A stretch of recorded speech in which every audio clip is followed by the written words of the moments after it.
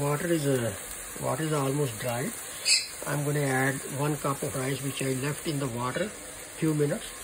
That's a basmati rice. The same measurement which I kept it.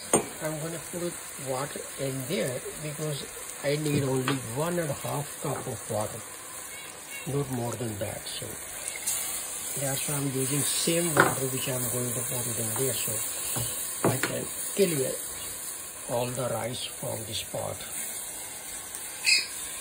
Okay. This is exact 1.5 cup of water and little bit milk in there and 1 cup of rice. So this is the measurement total.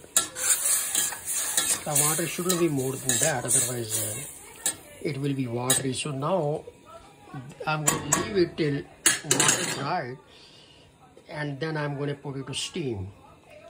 I'm going to close this one and I'm going to make a short video final.